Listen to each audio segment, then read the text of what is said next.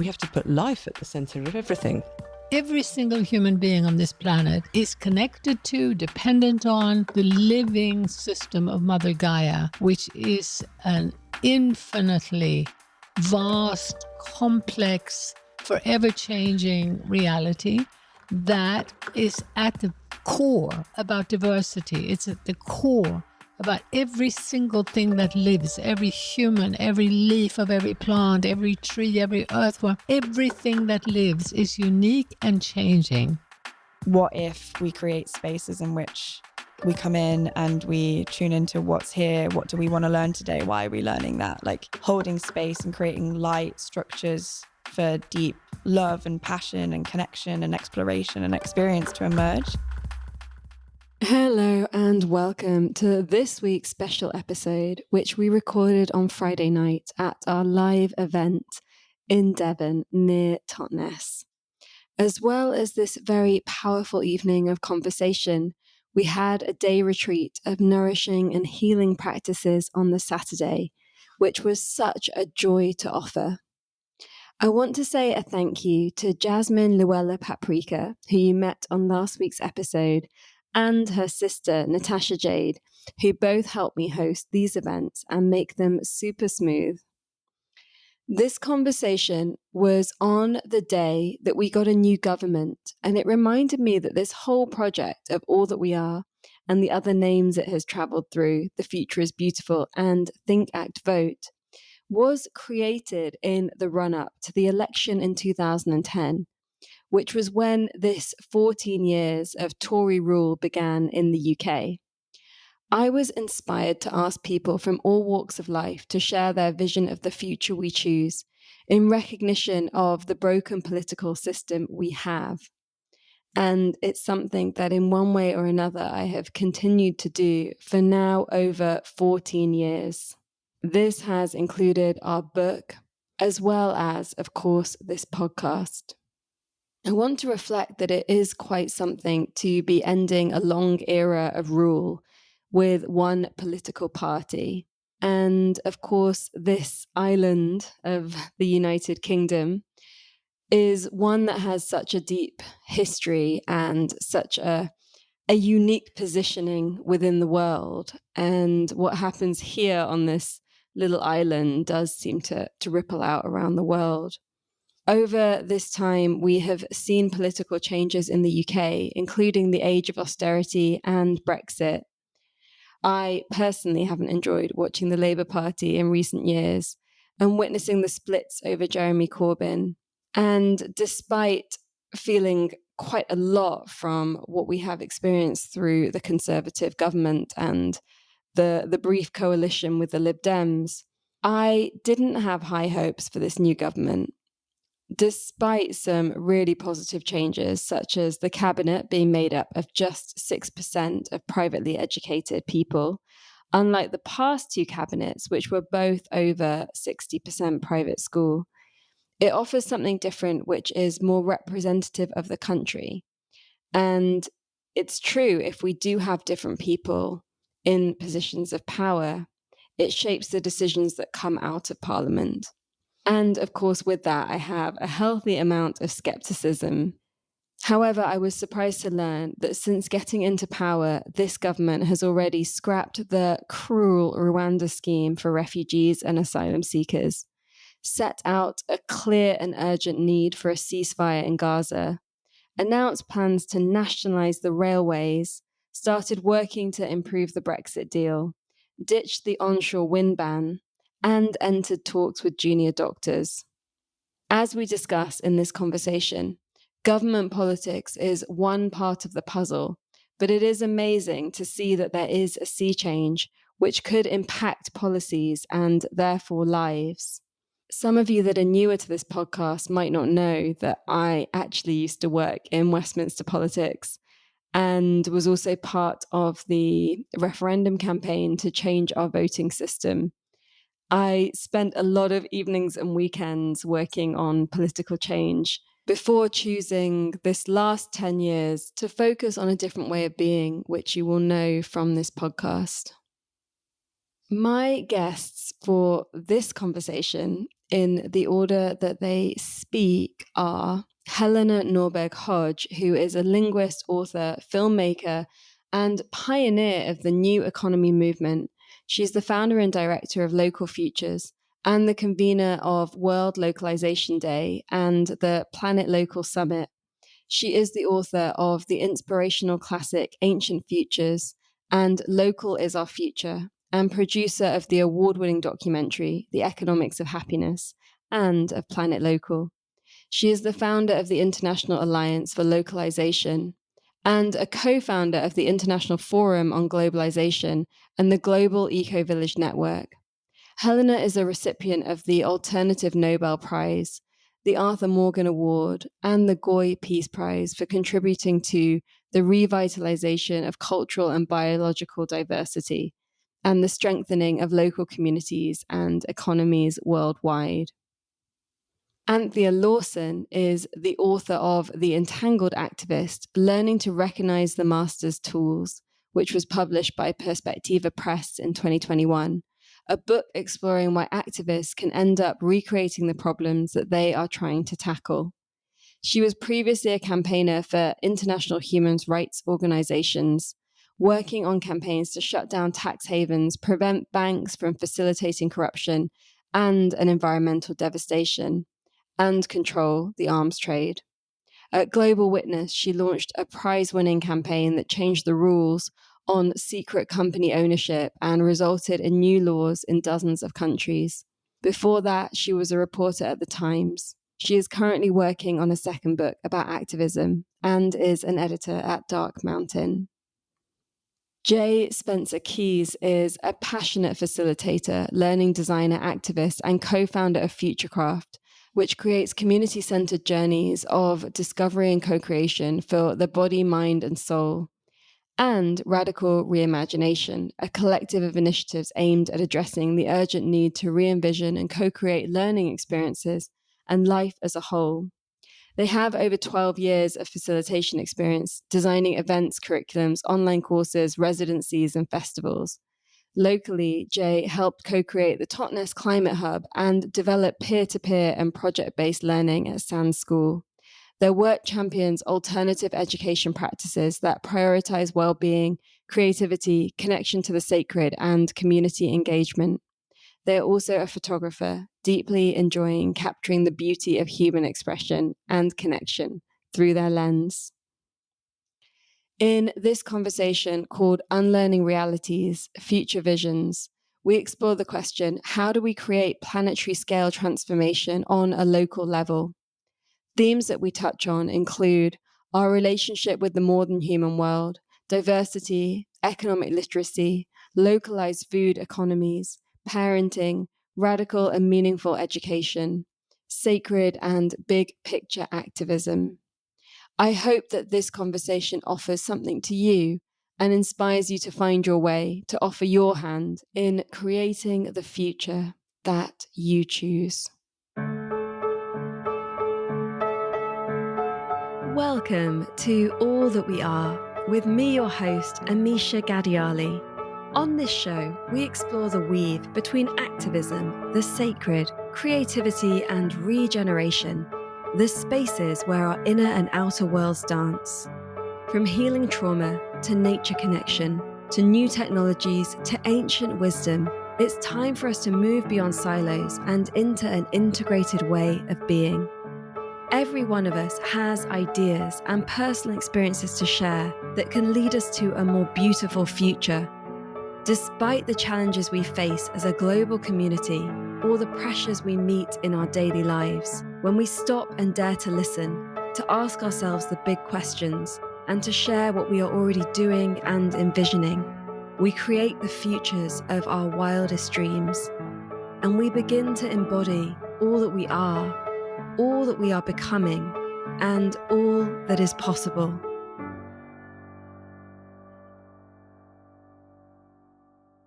Welcome, everyone. It is a delight to be here with all of you.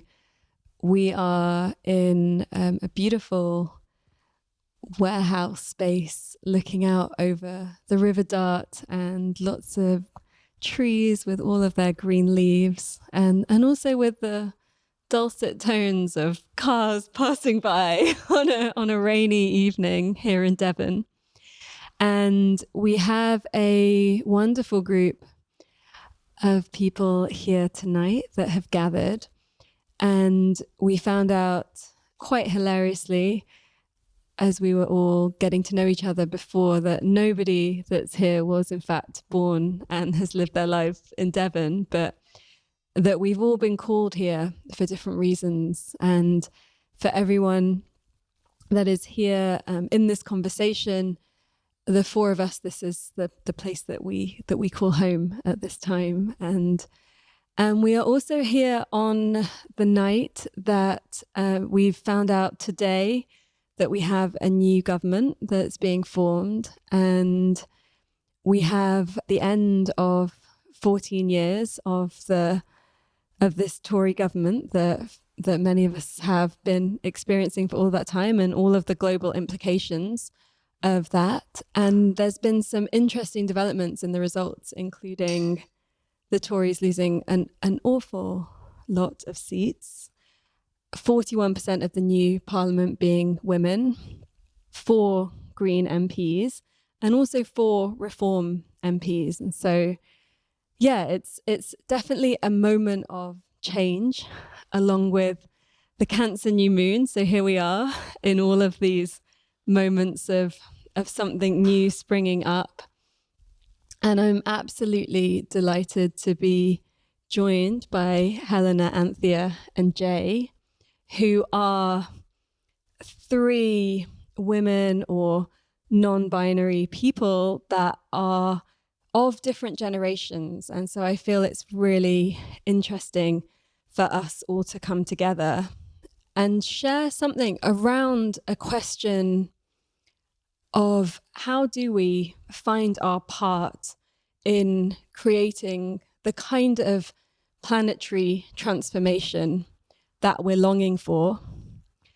And there is an invitation that there's an aspect of the way that we do that in a local way for something that is much bigger than a local experience. And that can include local projects and local initiatives that are happening, but it also means how do we do it in our own lives as we are navigating everything else that a life is made up of: paying bills, buying food, caring for others, all of those things that really are what life is all about.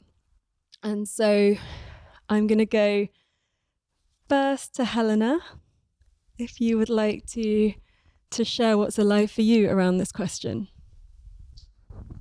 Well, I guess for me, for a very long time, what's been alive around that is that I think we need to understand better the current situation on planet Earth in terms of every human being now virtually being influenced by 2 opposing systems.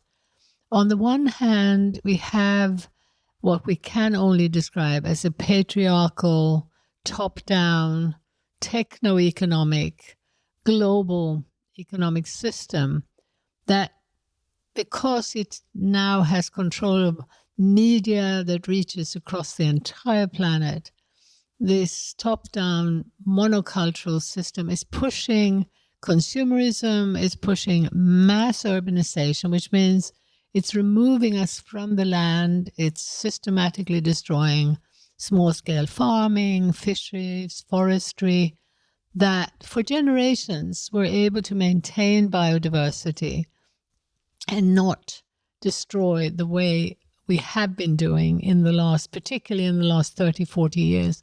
Because in the last 30, 40 years, this man-made top-down system has been given carte blanche by our governments. My native country of Sweden, around the world, both left and right politically, have handed over power to that system.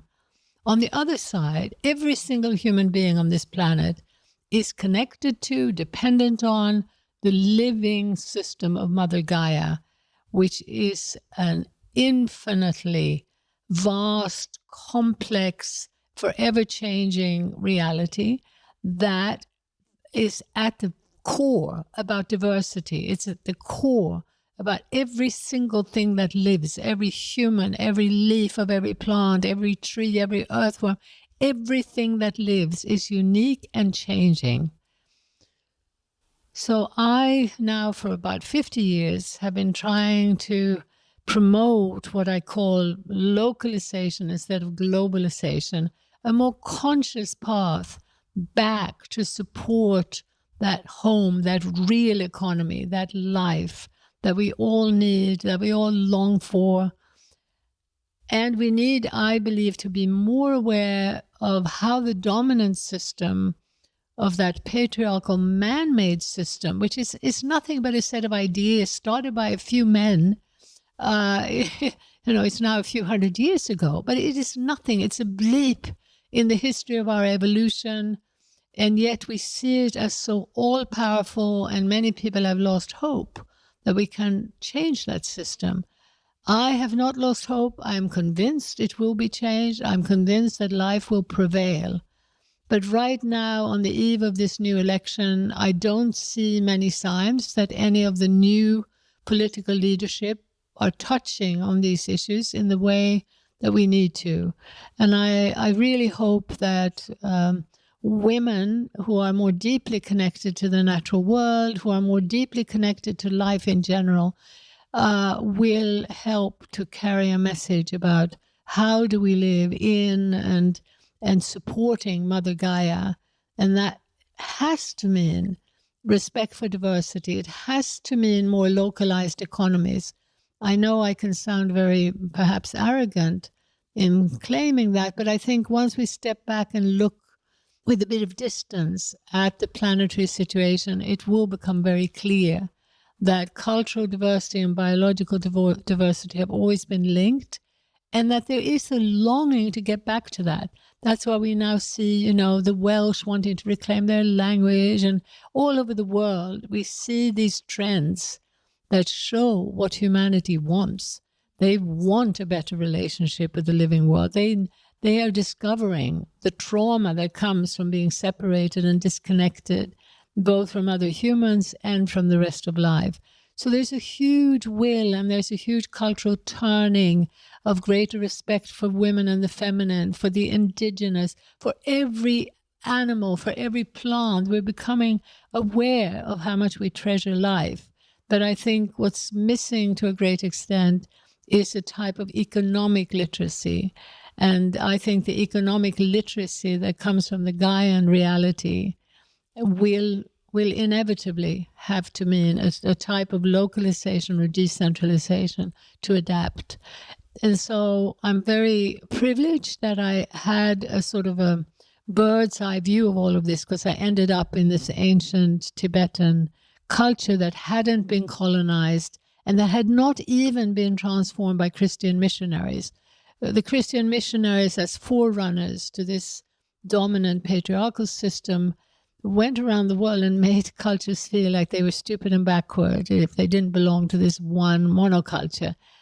And Ladakh, or West Tibet, where I ended up in 1975, had been spared that colonization, and that had also been spared modern development, modern media. And I got to learn to speak the language fluently and to live with them, and over a 50-year period, observing the change brought by this dominant urban consumer culture.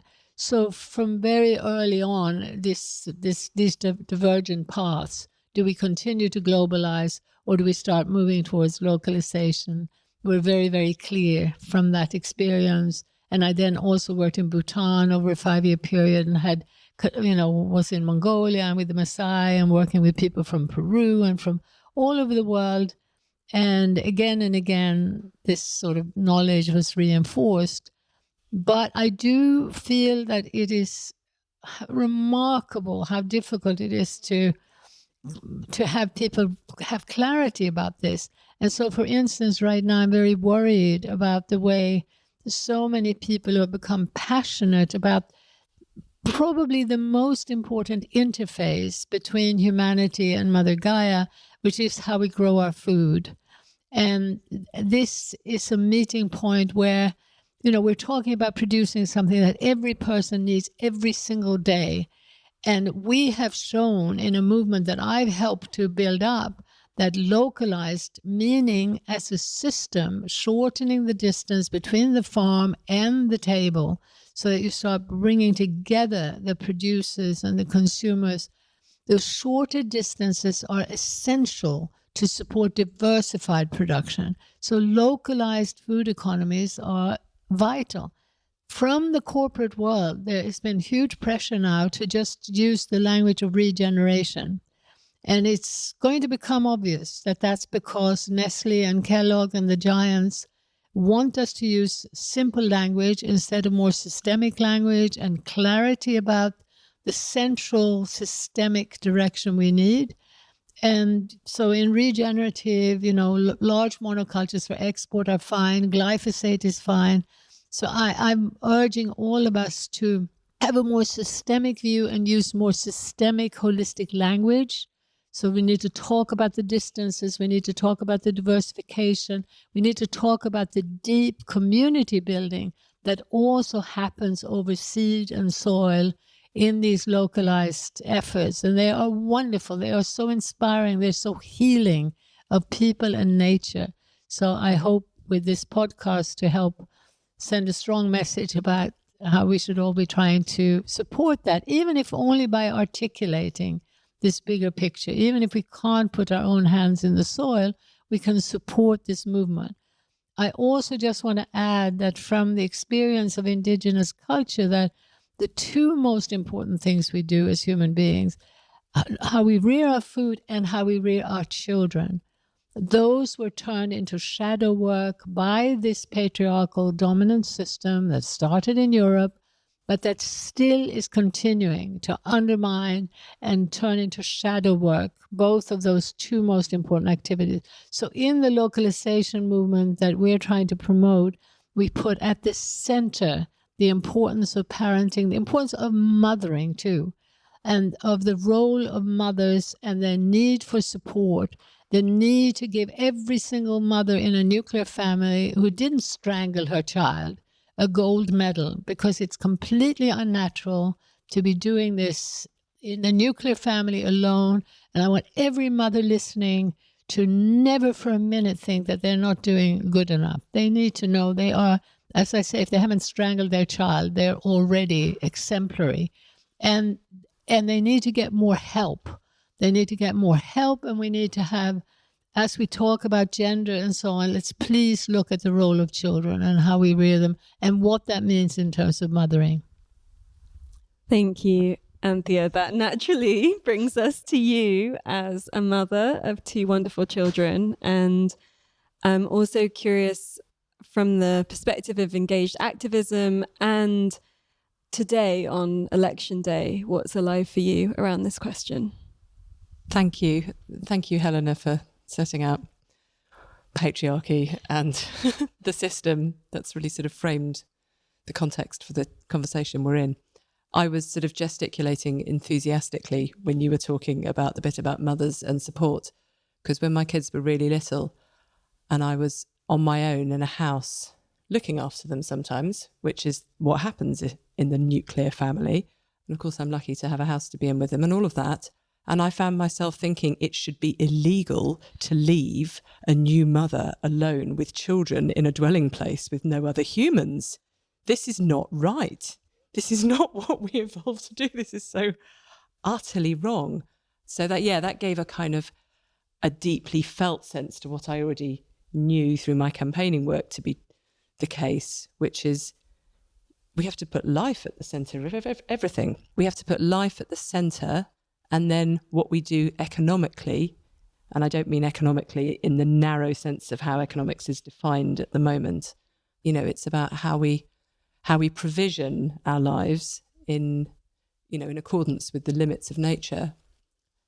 The way we do that then has to serve life. So yes, now this then brings us to the election, because I feel like so often I'm having to, both as a campaigner and as a human and as a citizen, I'm having to hold multiple perspectives and have conversations and hold my thoughts in multiple registers at the same time, because there's the big picture of what I want. I find Joanna Macy's framing of the great turning really helpful here, because it's got these three different components. There's the holding actions, as she calls it, which is the great no, the protesting, the stopping. I've done lots of work like that, both on the streets and in corridors of power, I suppose.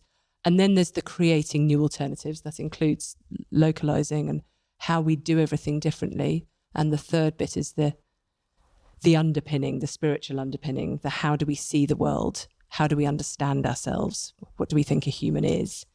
What do we think the world is? All of that needs to shift. And I find those three pillars really helpful to understand that I don't have to be doing all of those at once. You know, I've tried taking different roles at different times and sometimes got stressed and given myself a hard time when I don't feel like one of them is working or I'm feeling called to do something else. So I don't need to do all those at the same time. I can be doing one of them at any given point in my life. That's okay. So there's that big picture of what I want. I'm gesticulating sort of high in the air with my hand at the moment.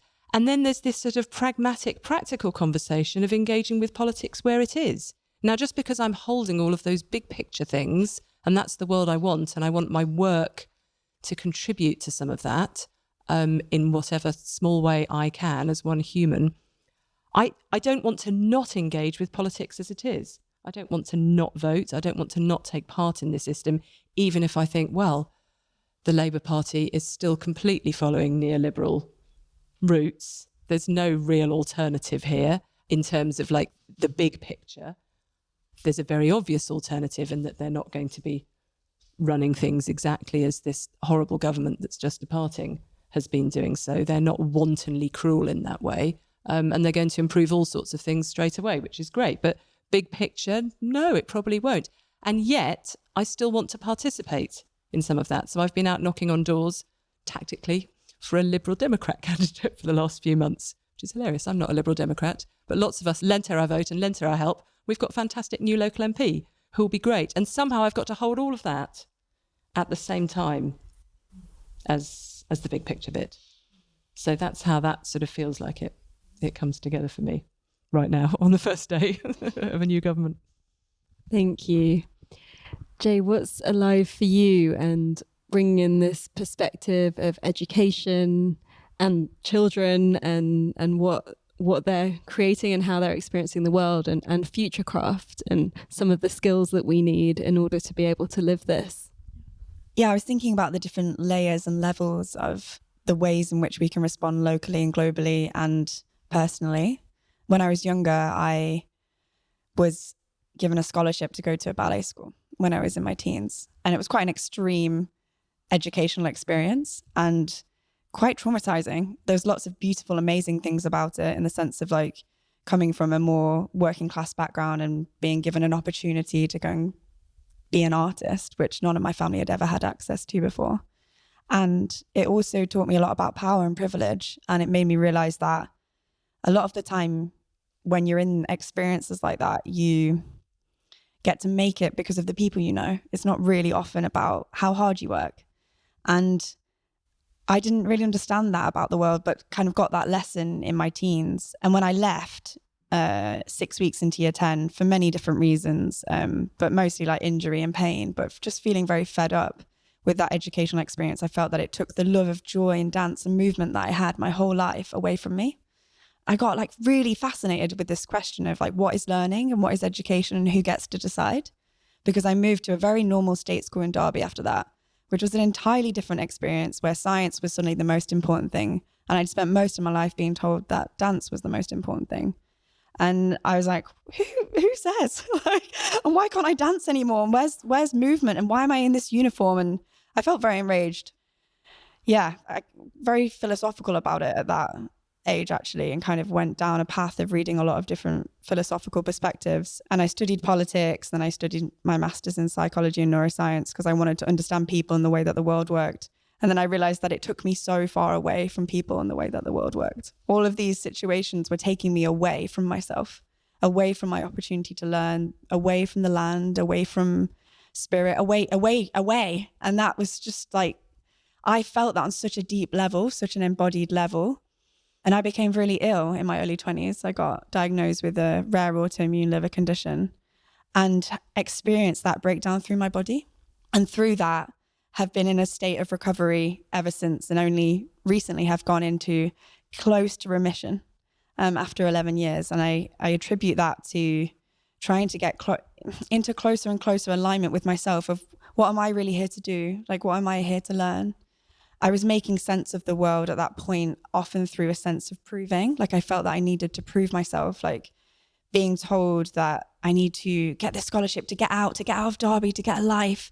Like, you're going to have this amazing educational experience. And then it resulting really in the opposite, like a complete breakdown in body and mind and heart and soul and spirit.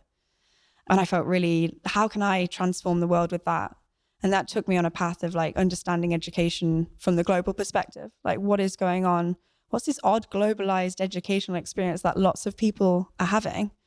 And my first job out of my master's degree was working for an organization called 100, which map innovations in education across the world. And I got to interview and speak to hundreds of people and try and understand what was it that they thought was like needing to change and how were they doing it. And I made a spreadsheet of many, many different tags and tried to understand how education worked and all the different pieces of the puzzle. And I read a lot of education reformists and revolutionaries at the time and really went into a deep dive into that question through people, through research, published a lot of research, and really was like, wow, all this separateness, this individual culture, this idea of innovation in and of itself. I was just like horrified by it, like going through it, being like, I don't want this job anymore. I don't like it. Like, it doesn't feel good. And kind of coming from that generation of like really being pushed to be like, well, what are you feeling? Like, how are you feeling?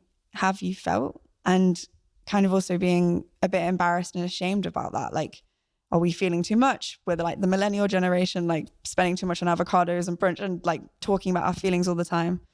But I really didn't feel good. And I started to research learning ecosystems and what are learning ecosystems. But I felt very similar to what you were saying, Helena, about like, this is another catch term. Like, I'm writing about learning ecosystems and in like a couple of years, someone's going to have like taken this over and it doesn't feel, it keeps not feeling good. Like, keeps getting taken away and put into the mainstream and taken away from the root of what we're talking about.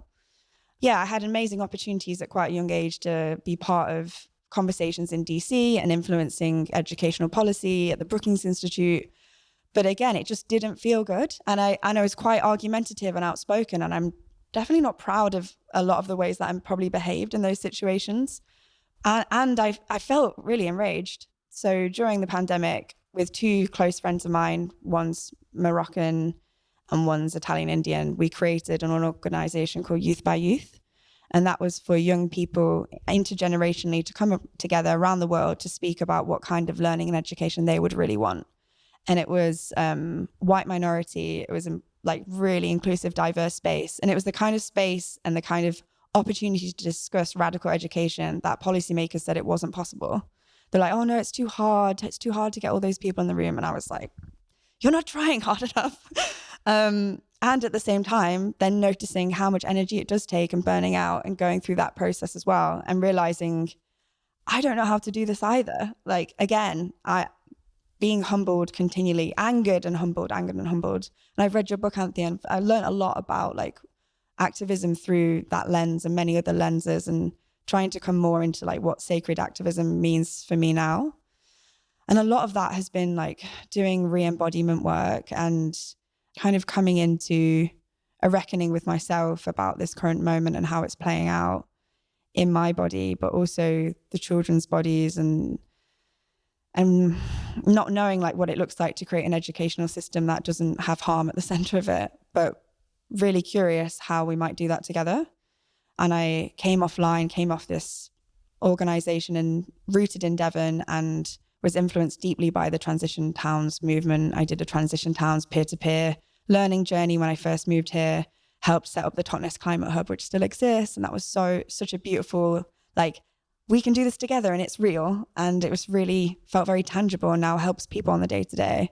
And then I worked at Sand School locally as well for 2.5 years, helping them recenter subject-based into more project-based learning, and taking a step as an institution that is radical as a democratic school to become one step closer to a potentially more Indigenous way of learning and one that feels more sacred.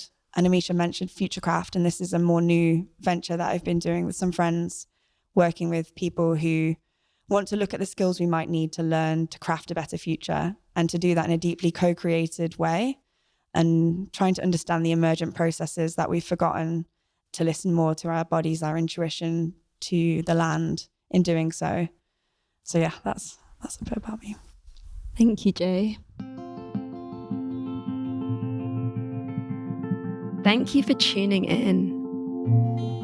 If you are enjoying this episode, do join our membership. For a small contribution, you can be part of our community, where we deepen the conversation and offer spaces of learning and embodiment. As a member, you are a patron supporting the making of this show, keeping the episodes full length, free and accessible for all. And you receive a number of benefits, such as monthly soul space, going deeper sessions, access to our library of workshops, and discounts on all our online and in-person experiences. Our membership is what makes us able to make this show and stay advertising free in a world that is always trying to sell us stuff we don't need. Head to allthatweare.org/membership to find out more and join today. Does anyone have anything alive that they want to? Yeah, I just wanted to be sure that you know my friend Manish Jain, who's one of my closest colleagues, and he grew up in America, but from Indian parents, and did well at Harvard, went off to Goldman Sachs, and then also worked with the UN, involved in bringing development to the third world, so-called, and then realized how destructive it was. So, as he says, he decided to go back to India and learn from his illiterate grandmother, and then ended up setting up this alternative institution, Swaraj University, and various other modalities for sort of unlearning, what he calls unlearning.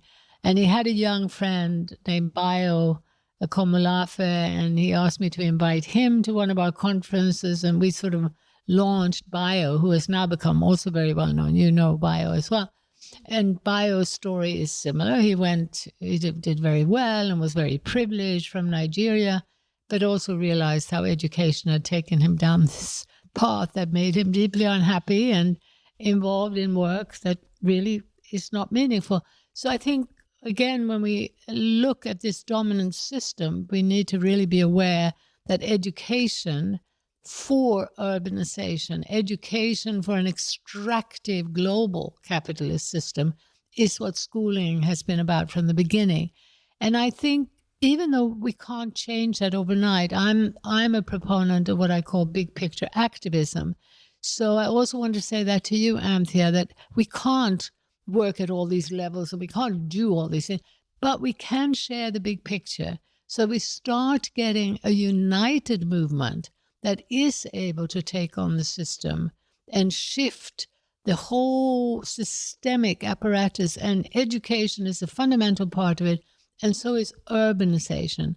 And the education has been linked to pushing us away from the land and pulling us away into ever larger megacities. Most of this you see more clearly in the so-called poor countries, where, for instance, Beijing has grown into this monstrous, biggest cities of all, just in the last 30 years. And that's been in this later era of globalization. Mostly in the West, people have not been aware of that. And I would argue that the environmental movement and many of our thinkers, totally understandably, because they weren't over there on the other side of the world, and they didn't see what was happening when our big industries moved over there to create a sort of monstrous urban consumer culture and shift policies in a way that now, is presented as this big competition with the West. But the whole economy that was created by Western corporate interest and banks.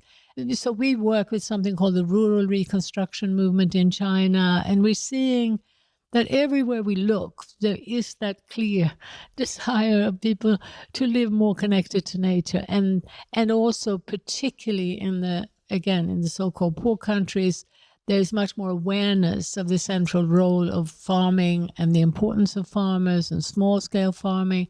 There is much more awareness of the problems with urbanization. There's also much more awareness that this monstrous development comes from agents that we can see. They're aware that the World Bank policies, UN policies have pushed this. What's happened in the West is that to a great extent, we've been trained into believing that this is evolutionary. And we've had voices like Yuval Harari and all kinds of well-known figures reinforcing this idea that this is some kind of evolutionary, inevitable development, that human beings by nature always tend towards the larger, the more global, they're forever greedy. And these are actually false descriptions of human nature. So helping to put out the big picture so that we can start building up a movement that will insist that our political so-called representatives actually do represent what's needed. I believe that that's something that could happen over the next 5-6 years to a decade. And I hope that that will also include a critical voice about the role of AI and the need really to have a moratorium, because it's going to suit the financial casino more than anything and the war machine more than anything. In the meanwhile, right now, someone was helping me to put together an animation that used AI, and people in my organization say, how can you use AI if you're critical of it? I'm critical of my dependence on the car. I'm critical of my dependence on plastic. I'm critical of this, but I'm not going to buy into the corporate story that I'm going to be the change I want to see. I cannot be a sustainable, healthy community based on cooperation and ecological value.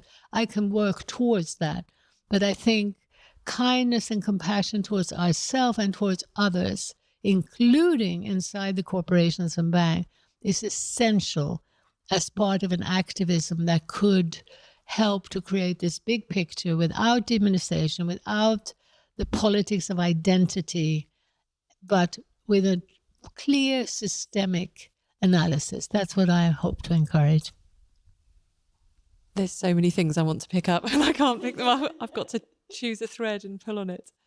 I was really thinking, Jae, when you were sharing your story, which I really appreciated. I also love the fact you were saying you'd read my book. That's lovely. And I was telling Helena before we started that I'd read Ancient Futures like 25 years ago, and that was like a big moment for me. So there's that. Yeah, it's nice. Yeah, something about, you kept using the word feeling, like the mind can't quite make sense of why this isn't working. Hold on, I've moved on to the subject that's bothering me. In your case, education is bothering me. There's something wrong. I've gone and studied it. I've looked at psychology. I'm now in like a premier think tank, talking to all the right people. But it's this feeling that something's not right. And like, so my experience of this is when I ignore those feelings, my body shuts me down. I conked out with chronic fatigue in my mid-20s when I was ignoring some of those feelings that were like, no, this is not the right path. And it took ages to get on the right track. And, you know, other things have happened since. So, but being able to hear those feelings, like, which are such a navigational guide in a world which is constantly bombarding us with, well, as you were saying, Helena, it's these corporate messages, isn't it? Like, and the corporate messages go, like, we forget that they are constructed. We don't see they're constructed because they're everywhere. They kind of become part of normality. The structures of neoliberalism have become what feels to many of us like common sense. And so, yeah, well, of course I must do all this. Of course I must be an entrepreneur of the self. Of course I must sort of do everything myself.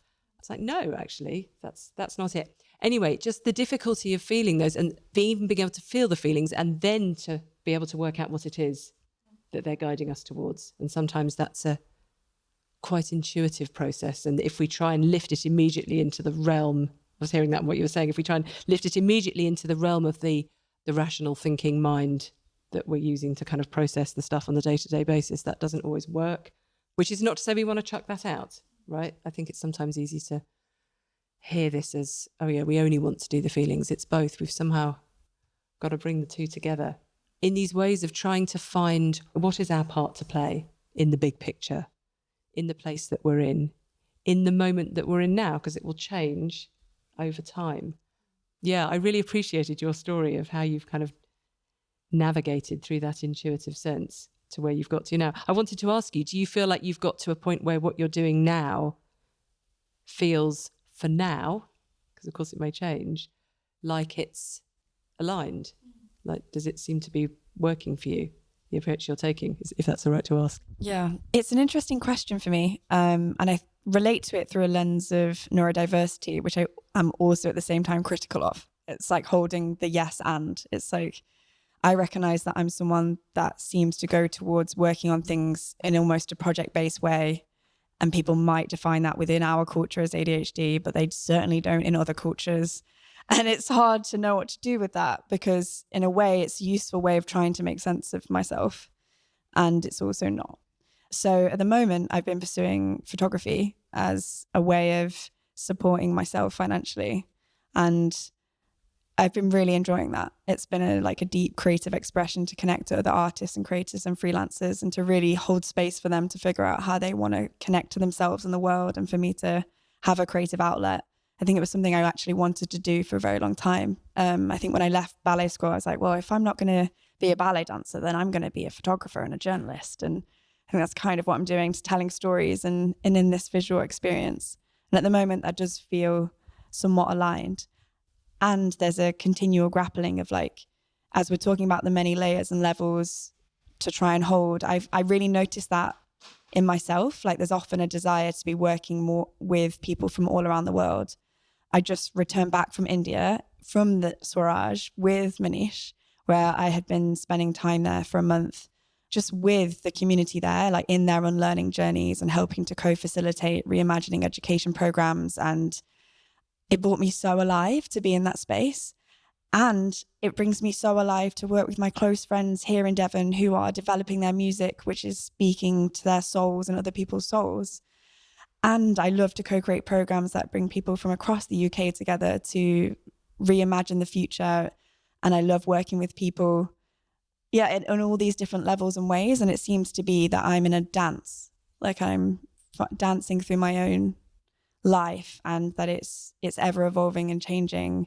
And to let go of this idea of like what learning or work or alignment in a specific moment look like.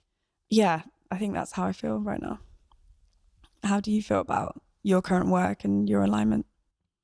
Well, I feel very good about it, because there is more resonance now, and it's been quite hard, because when I started back in the 70s, I was so passionate about what I learned in Ladakh, and I ended up, because I spoke a lot of languages, and I was invited to teach at the Berkeley University, and Berkeley at that time was this amazing hotbed for Buddhism. Joanna Macy has been a friend, for 50 years and lived in Berkeley. Actually, when I first met her, she lived in Washington, D.C. But anyway, so at that time in the 70s, almost everyone in the sort of broad environmental field was on the same page. Rachel Carson, this profound holistic female scientist, had warned people about the way that science was going to reductionist, and the idea that we could create a bit of DDT to kill insects we don't like wasn't very intelligent, because it was killing birds that we do like. So she was pleading for holistic interdisciplinary science. And most of the people I knew, I was interacting with the head of the environmental movement in Sweden, in Germany. Here, Jonathan Porritt was on the same page. In America, Paul Hawken, all these people. And we were all talking about decentralization and talking directly about the economic system. So Schumacher, E.F. Schumacher, the economist who wrote the book Small is Beautiful, I've only realized recently how actually his experience was very similar to mine, but he was coming as a trained economist to Burma in the 60s and finding there's basically no poverty here. And among the happiest, healthiest people I've met, I've got to rethink economic theory. So he wrote a very important book, and this college here in the area was named for him.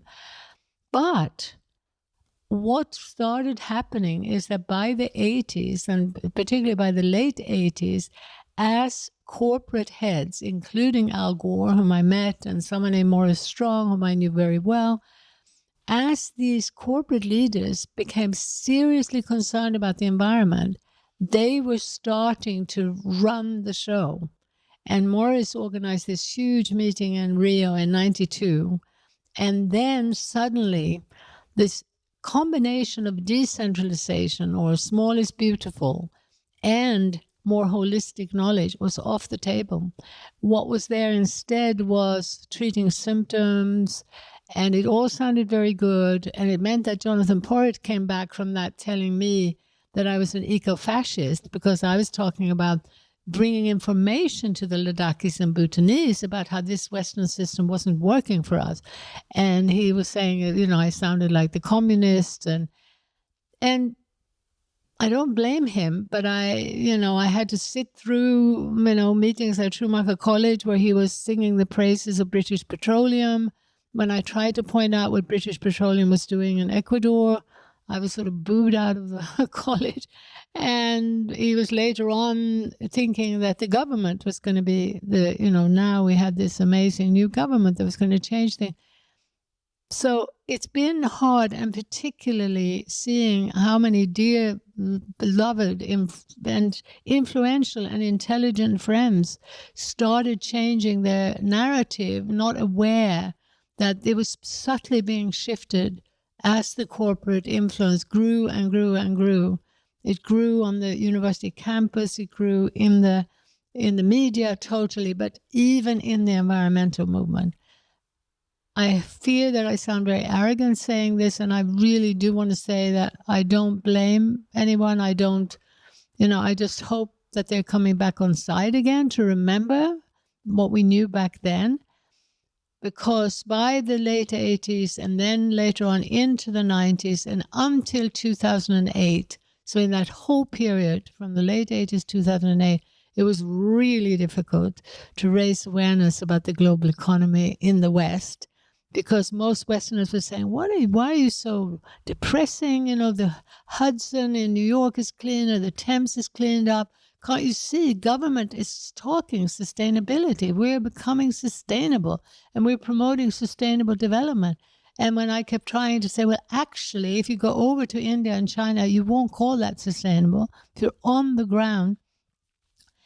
After 2008, when we had this shocking realization that here were these young, again, quite lovely men who were enjoying their role in the stock market and trading in envelopes of mortgages, having fun, earning lots of money, and they were ruining the lives of millions of people. So we had a big financial near collapse. After that, people were more open again to try to look at the global economy. So since 2008, now I would say every year, I find at least more people interested in looking deeper and broader at the global economic system and starting to be willing to think of really critiquing that and starting to create enough of a momentum to move away from that. I do find that one of the handicaps is that a lot of people are forgetting that in terms of numbers, the people who are pushing a continued mad race towards war, towards a casino economy linked to intelligence, linked to a war machine, and now with the help of AI, and romanticizing AI, romanticizing robots as being more intelligent and more kind than humans. What's really scary is that if people don't have clarity and really look at this global trajectory, they're falling for this romanticization of robots and blindly embracing something that cannot help our direction back home to nature, cannot help us to once again be able to trust experiential knowledge. We are complex human beings. We're infinitely complex and constantly changing. And the recognition that we need to be in contact with that complexity, with that change, absolutely means that we need to move away from the most simplistic, linear, narrow thinking imaginable. So I really hope that there'll be, the people who are beginning to wake up and are saying, yes, the global economy is a problem. Please don't believe that AI is going to help us. Also, please don't believe that this system is too big to change. The proponents of that system are vastly less than 1%. Vastly less than 1% of the global population. They're a tiny, tiny number. The only reason that system is allowed to continue is because the majority of people are not looking at it, and they are not looking at it because they think it's too big to change, and they're not looking at it because they think it's somehow evolutionary.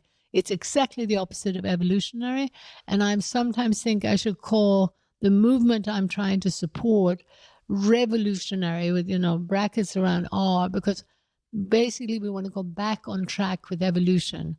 What we call evolutionary is something that extinguishes life, destroys biodiversity, and it's the most absurd idea that that's evolutionary. What we're doing is saying, let's come back on track and work with life and genuine support change, sure, support progress, but in total harmony with and dialogue with life, with Mother Gaia. So when you were talking about the creeping corporate influence on green thought in the 80s and 90s, and then I was linking that to the AI narratives now, like with any of these new stories. Somebody said this to me the other day, and I can't remember who it was. Like, the questions we have to bear in mind are, and always ask, are who benefits and who's harmed. And that really helps with the clarity on these things. And then this comes back to education, because yes, I mean, you named some of the reasons we're not thinking about these things, but another is mainstream education is a fantastic route to not doing critical thinking. In the UK, that's got a lot worse since the educational reforms, I feel like I should put that word in inverted commas, brought in during this last 14 years of conservative rule, which, I mean, I can see this with kids in the education system. It's become much more formulaic, fact-based, even less questioning than before. So yeah, that's, there's a potentially vicious circle there, and there's a positive circle the other way, if we're thinking about education as something that's about encouraging critical inquiry. I wanted to come back to your question about what's in alignment, because I've been on this funny, I'm always wary of journey metaphors, but anyway, let's do it. I'm here. I've been on a journey. Sorry. In writing about activism over the last few years. So I trained as a journalist. I then worked in NGOs for a decade and a half, human rights and environmental organisations, doing investigations into the arms trade, first of all, and then into banks and tax havens and the whole sort of corporate infrastructure and the hidden bits of it, especially in the tax havens and the lobbying and the revolving door between government and business that kind of keep the extractive and abusive systems going. And I had a great time doing that, and I was super aligned for a while, because I talk about this a lot. I was like, well, I was getting the bastards. I was like going out and giving them what for and chasing them and getting new laws in place that might constrain them a little bit. And then kind of came out of that because I realised through a sort of a green awakening, really, and spending much more time in nature when I was running off to climb mountains at weekends and go rock climbing, I was realising the extent of my connection with the green world, and thus also that I was only sort of fiddling with capitalism. We were just making it play a bit more nicely, and that did not feel like enough. So I came out of that work because it no longer felt, it still needs doing, like pointing out those bits still needs doing, but it wasn't where I wanted to put my energy. And so I've found myself the last few years in writing The Entangled Activist, and I'm working on a new writing project now, still on the question of how we change the world. And I'm interviewing lots of activists, and I'm more interested in the questions of where our inner life meets these outer world things. How do we motivate ourselves? What of our own stuff are we bringing, and does that get in the way? How much of that stuff is ours psychologically, and how much of it is deep cultural stories? And anyway, where is the dividing point between those? The disciplinary way that knowledge is portioned up in universities, which affects how we think about things, kind of occludes the psychosocial and the way that we're profoundly sort of interlinked, how we are is created by the world, and vice versa. Anyway, all of that's getting me into this kind of inner bit. So I'm constantly on this dance between in interviewing activists and psychotherapists about all these links, this dance between the outer world and the inner world. And so what keeps coming up is that an activism, in a way, how can I put this? It feels like my questions about how we do activism and how we change the world are, yes, those are my questions, but at the next kind of meta level up, they're just a lens, really. They're just one way of looking at the really deep question which keeps coming up in this, which is how do we relate to everything and everyone and every being who is not us? Thinking about activism and how we do it has become for me a sort of portal, really, to thinking about that question, which is the basis of everything, really. And then the personal connection with this, and this comes back to the child rearing. You know, my kids are no longer at the baby age, but they're definitely still kids. And it's this constant testing ground, you know, any relationship, you know, a partner relationship, family relationships, raising kids is ultimately a mirror to our own stuff. And so all of that is coming up, and if we can keep an awareness, and if we're getting the support to do it through having other people to talk to and being in community, sometimes that's formalized through therapeutic relationships. Often those are not available or affordable. So we need people. You know, that's a growing possibility. So anyway, I find myself constantly tested in stuff that I'm like having highfalutin ideas on the back of interviewing people. And I'm like, oh yes, I've just realized some deep philosophical / sort of psycho-spiritual point here about the importance of relationality. And all of these dilemmas that I'm looking at in changing the world situation all come down to relationality. And the reason they are dilemmas for those of us who are in the West and in whiteness and in patriarchy and entangled in all of that, in how we're trying to do things, is because relationality has been completely sidelined by whiteness and by patriarchy and by Western culture. That's what's going on there. And so we do find that difficult. And it's in all of us in different ways. Anyway, so I find myself having all these like big thoughts, and then I write some fantastic sentences or so, I think, until my editor gets hold of them. And then I go and like behave like an absolute idiot with my family, completely failing in my own relationality. And I'm just confronted with this, someone's laughing over there, with this absolute humility of how much work I've got to do in doing this. And then I'm like, well, this obviously is, okay, I've got my own stuff and my stuff is particular to me, but like nobody is without their stuff. And like, we're all in this. So we're all on the absolutely microcosmic level playing out these things that we're trying to sort of fix in the world and that have become the big system. So what's feeling aligned for me at the moment is when that all kind of comes into some kind of clarity. And as soon as I try and grasp it or say it or sort of like encapsulate it in some form, and particularly if I try and make it mine, it goes wrong and it sort of floats away again. So yeah, that's that's like really up at the moment.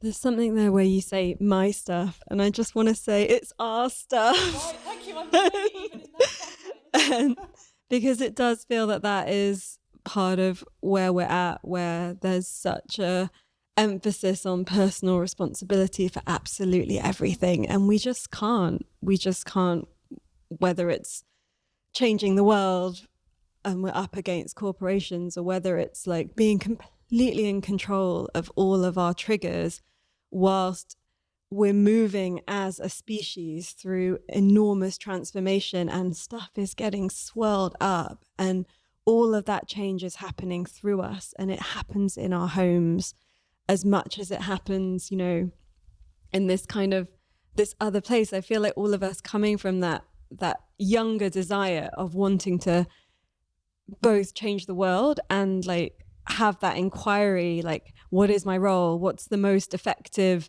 How do I do my part the best? You know, that question even of itself is a symptom of the problem that we're in. And it's a symptom of that need to try and somehow get it right when we're all part of this beautiful mess. And so we're never going to get it right. And I'm sure we've all got it slightly a few times already today in different ways. I know I have. I was also reflecting on this question, about being in alignment.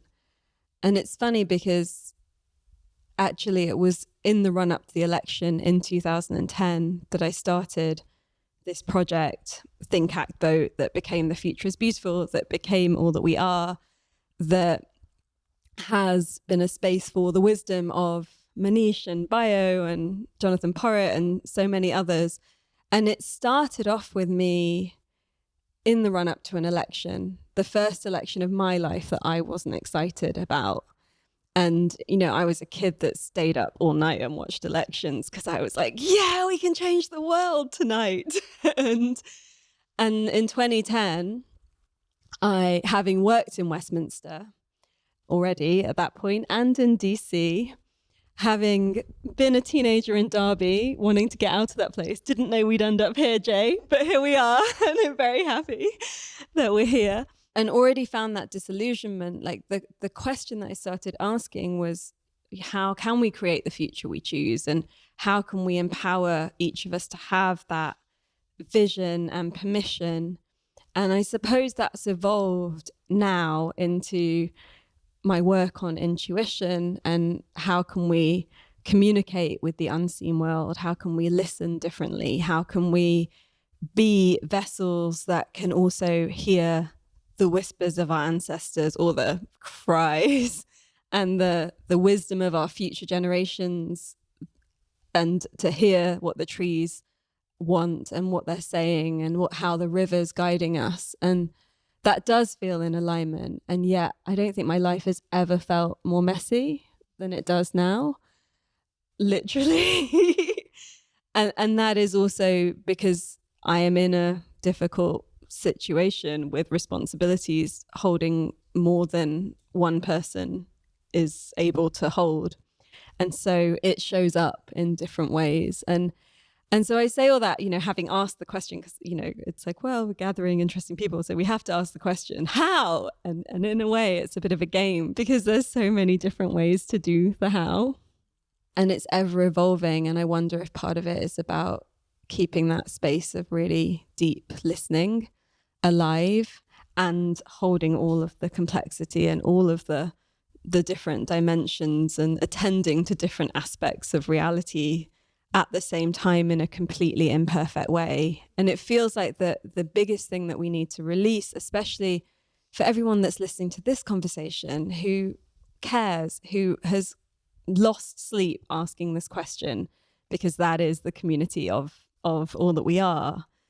It's to let go of feeling that we're getting it wrong and we're not doing enough, and that it's on us, like in that really individual way that creates that anxiety and that creates the ill health and that creates the dis-ease and that makes us feel like, and to trust that if we do our bit and if we show up with as much intention as we can, and if we laugh when we catch ourselves completely messing up on a relational level, or buying things that we know have been made in the worst conditions and that came to us in a brown paper envelope in that van, because actually it was really hard to try and get the thing anywhere else and there wasn't enough time. And it's like the guilt has to go now so that we can actually open space to receive the next bit of wisdom.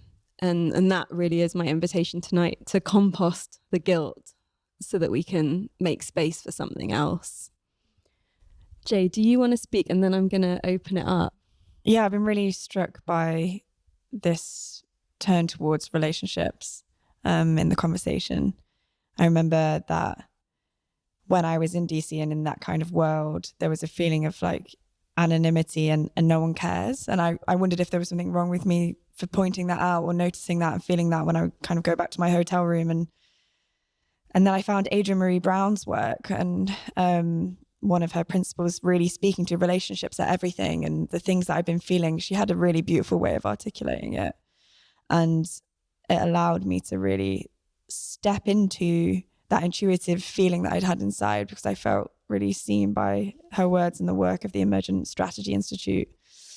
When I think about alignment and learning and all these different layers and levels that we're navigating, I'm really interested in how we create spaces that allow us to tune into what's alive in this moment. So if education, like the industrial education system, is much more about like coming into the classroom and there's a teacher at the front and we're going to do this and we're going to put the content inside of you.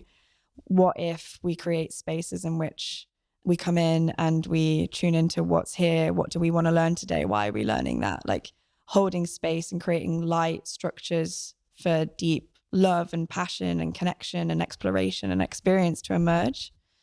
Yeah, I feel in that relationships are everything. That's when we're really like, well, who's here and what do you want to learn? And this role of the teacher at the front, that's sort of very disconnected, it suddenly becomes this facilitator at the side of you, walking alongside of you.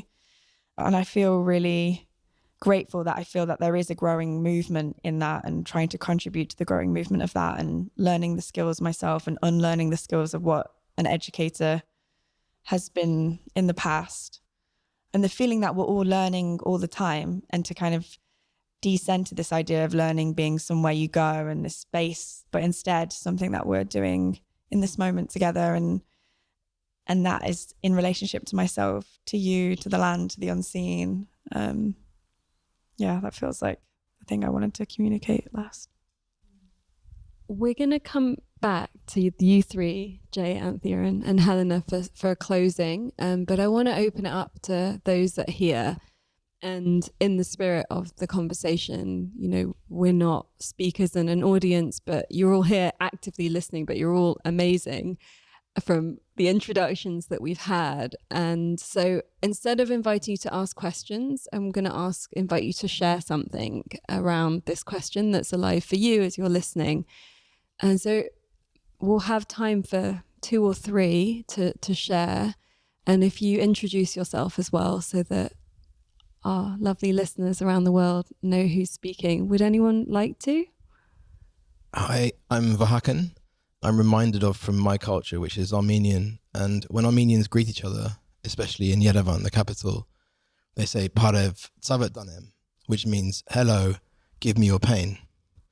And that's in response to what was spoken about tonight about relationality and relationships. And it gets shortened to Tsavet, which means just your pain. So people walk around saying, hey, your pain. And people don't give each other their pain. Some of them do, I'm sure, but often they don't. But it's this sort of maybe NLP-esque, you know, neuro-linguistic programming where you're just sharing this wish, at least, to say, you know, we're one, or we could be one. How should we go about doing that? And what you all spoke about tonight really reminded me of that. Thank you. It speaks to a holding of each other's pain. Hello, it's Jasmine here. What's really alive for me is seeing this conversation that you've weaved as kind of this like tessellating, rather than like a journey, it's this tessellating orb that has struck at both these big structural levels, but also gone right into the relational and the internal. And I think that's such a beautiful metaphor for what this whole life thing is about, but also reflects kind of what's happening on the cellular level, and then what's this beautiful tessellation. I just want to thank each of you, because I feel like you've lit up these beautiful synapses across that tessellating orb in these really beautiful ways that makes it actually more soft to hold that whole thing, rather than there being okay, now I have to do something on this level. Oh, and I also have to do something on this level. It's like all of these bits are moving, and that's okay. And that's beautiful, because that's what the universe is. So that's what's really alive for me right now. Thank you. Hi, I'm Françoise. I like that phrase, tessellating orb. I'm not quite sure what tessellating means, but I'm imagining kind of like scintillating or something. It sounds quite psychedelic. And it's interesting that there is a psychedelic renaissance happening right now in the therapy field, in therapeutics. I spent several hours today actually listening to a woman on a Telegram channel describing her work that is using psychedelic substances. And I'm feeling like I did these ceremonies 30 years ago when I was in my 20s. I'm 55 now. And I'm feeling drawn to it again as a way to assist my own process of death and rebirth, which is what I'm calling my chronic pain condition that's forcing me to reappraise everything. It's forcing me to shed a lot of the protective layers that have been insulating me from the world. And I'm sure that those protective layers, that I adopted them at a time when I was feeling traumatized, and then they kept me isolated, and they've kept me isolated for a long, long time. And I somehow feel that whatever a tessellating orb is and whatever it is we've been doing this evening, I feel like there is a process of reframing and paradigm shifts. And I do feel that this psychedelic renaissance is very timely, and that it's going to somehow assist us in really believing that we can have an impact on these monstrous forces that seem so out of control. Thank you. I think what's really, really alive for me right now is hope. I feel so full of hope, and I'm probably going to cry when I say this because I'm so happy about what happened last week with the release of Julian Assange. Like, it's so hopeful that there's change. Like, it feels like power conceded, and I feel really hopeful that truth and honesty and I feel really hopeful that that's in the world. Kia ora e te whānau. My name's Natasha. I really, really feel you, Amisha, on that feeling of I've never felt so aligned and yet never felt so messy. And it wasn't long ago where I felt this message of, in the moments you feel like you're being pulled apart, you're really being pulled into a greater understanding of wholeness.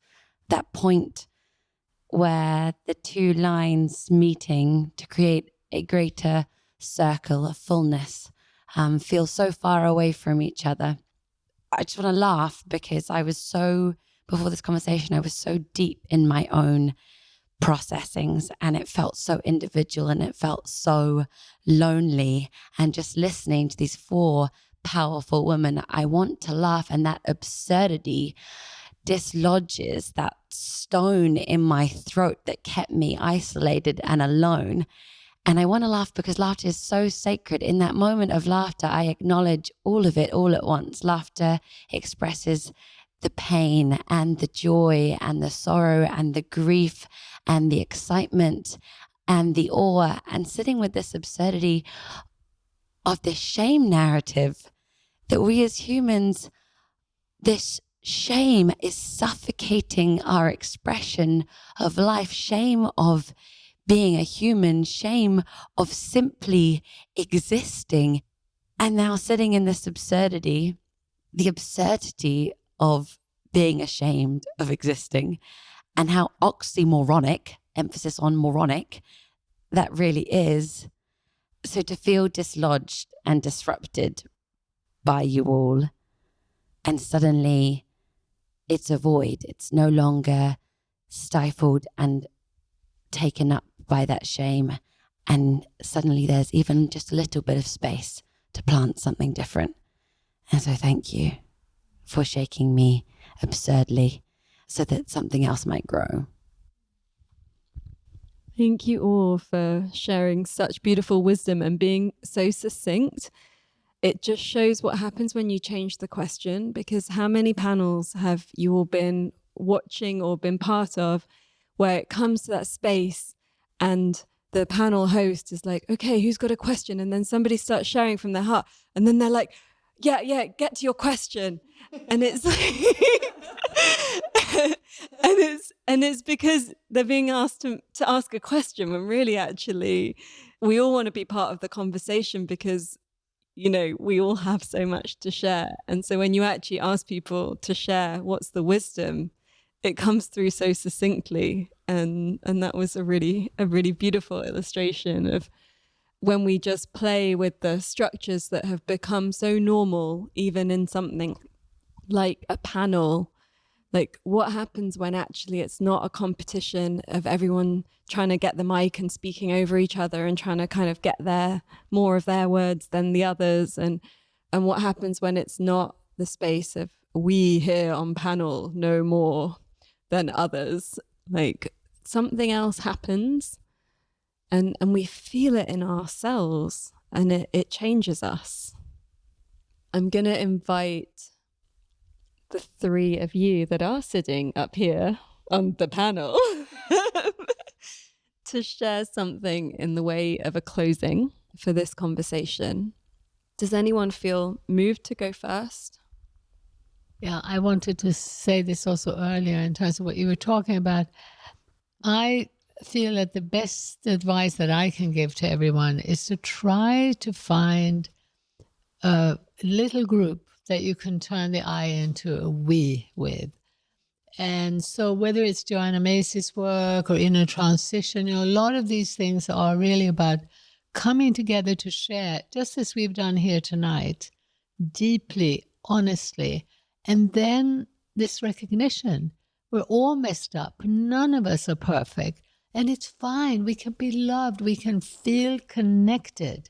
And we feel even more connected when we recognize that the others are just as imperfect as we are. We don't realize the extent to which, again, this dominant system, which I also want us to talk about in groups, the extent to which it does this to us, the extent to which on a daily basis it's pointing the finger at us. Terms like Anthropocene, that's the way for a techno-economic system, an unnatural system, to point to humanity. It's human nature, it's us, we are greedy, we are always striving. No, we strive more than anything to be loved. We want to be loved, we want to feel connected. Every child is asking that of us, and structures have been created because of that big system that prevent that. So I'm so privileged to have lived in a culture where the child was seen as perfect just the way they were. So when we had a sort of someone coming from the West to study child development, and I was asked to ask the parents if they worried if their child hadn't walked by the age of 1, these mothers just looked at me. They could not understand the question. I had to ask it 5 times, and then I had to explain that in the West, people started getting worried, and they just laughed. They said, of course they'll walk at some point. So no one is there. And at that point, I write about it in Ancient Futures. There were now in America, women were having the size of the brain measured in the womb and were signing up for schools before the child was born because they were so afraid they wouldn't succeed in this narrow techno-economic machine. So I really believe that if we can come together, and even if you just find 1 or 2 like-minded people near where you live and meet regularly, because I think this sharing of the deep, when it can be done on an ongoing basis, where you also know that you can rely on each other. If someone needs to be taken to the shop or the hospital or whatever it might be, we are helping hands. And this is why the face-to-face real live community is so important, and why that's a central part of localization. We're sharing through these technologies now to try to inspire that across the world, but forming those real live connected communities. And we can start with just one like-minded friend, but commit to meeting regularly, to exploring this idea of how can we heal together while we explore ways of healing the world. So that's what I would like to share, that coming away from this committed to changing this I to a we, and having that conversation at a deep level with people near you so you can meet regularly. I think that's one of the most important things today. Thank you. That's such a beautiful story about the women laughing, about the children. And I'm really glad you said that, because what was sticking with me from your contribution, Natasha, is that right, was this word shame. Because I've been thinking a bit about some of the historical roots of what's in the, what's in the sort of, what's in the air, what's in the kind of ambient culture, and the Puritanism of it. And if we look at how that worked and the ideas behind it, and it accounts for so much of A, what we do to ourselves, and B, what we sometimes do to each other in groups, including particularly in change-making groups. But we can give ourselves a hard time about it and give each other a hard time about it. And am I finding the right bit? And am I doing, that shame kind of does all that. And so what you're pointing to is the way that's coming in right from the start in this kind of achievement-based system that's basically saying it's about your doings and not your being. So yeah, I'm not being very good with the microphone. I'm really with that at the moment. Still love you. I know, I just did it. Did you see how I just did that there? It's so deep. I literally just did it. You can acknowledge how that system of shame is in you and still please hold the microphone. There we go. That's a perfect example of holding that and doing it. Wonderful. Thanks.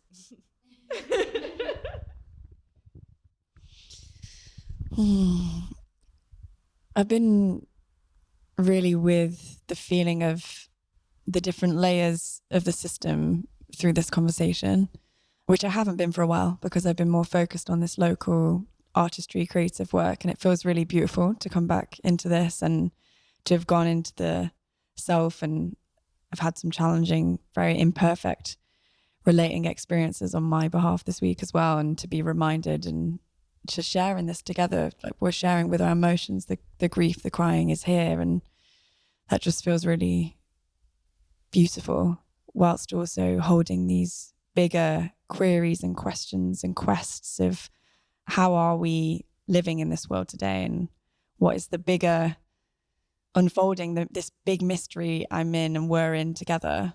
And my feeling that I wanted to share was that when I was writing these research papers, what I was being told to do was to go onto a computer and read all these research reports and then write down all the things from the research of all these people that I'd read that we respect.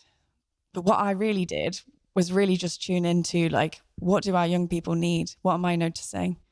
And to do it from a place of just deep feeling and conversation, and to bring in what felt very real to me with real people. And it kind of ties into what you're saying, Helena, about being with the we in person and decentering these experts. I feel that we all know what's going on in many ways. It's of course they were laughing in that conversation. It's we want love, we want to be loved, we want to share love, I don't need a research paper to tell me that forest bathing is a good idea. Is kind of what I'm getting at. It's I just know by going out to the trees and spending time in the forest that I feel good.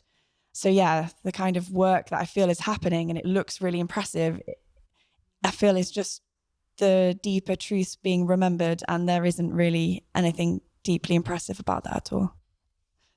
It's very simple, and I feel everyone knows, and it's in everyone.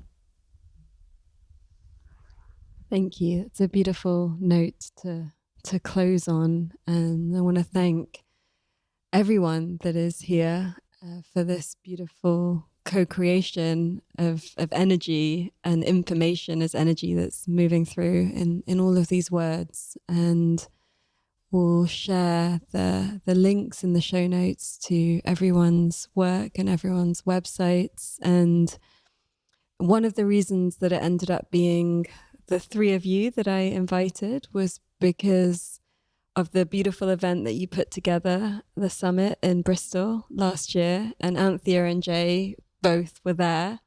I feel like there's a lot of us here in Devon that are interested in the same things and working on the same things, are not always finding those spaces, or, that we end up not managing to meet up in Devon for ages and then bumping into each other in Bristol because we've gone to the same event. And so in light of what you were sharing, Helena, about, how important it is to be in person with those that we can be, as well as all the travels. I also have spent time with Manish in India this year, but here we are, we're all here. So let's also be better at being here together.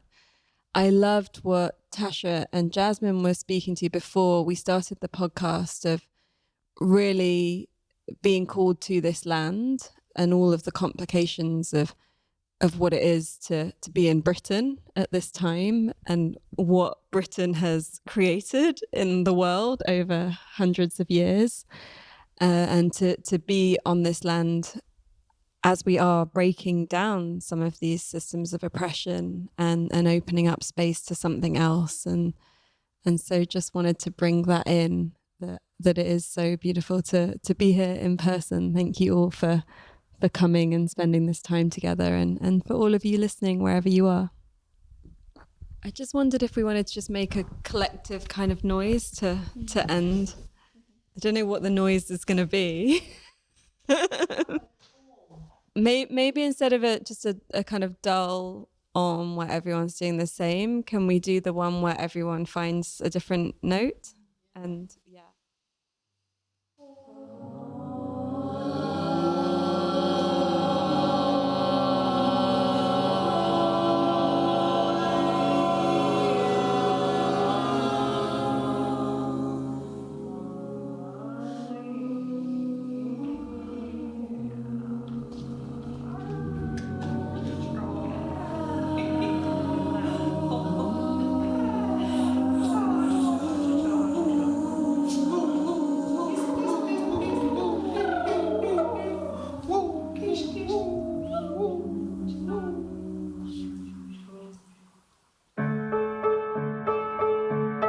Thank you for listening.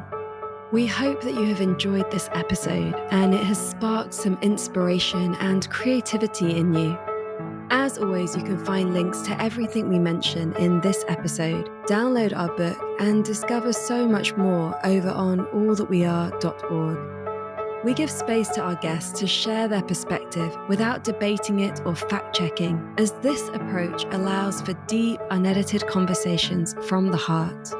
We trust your discernment and wisdom to take what is useful and challenge what isn't in your own understanding. We offer spaces for discussion and integration in our membership community, which we would love for you to join. We don't believe in selling you things you don't need through this podcast, and so it's made possible by you, our beautiful community. If you loved this and would like to connect more deeply with us, please join our membership. You choose what you contribute based on our sliding scale, and you become a patron whose support makes this podcast happen, as well as receiving access to a library of many resources and invitations to nourishing events.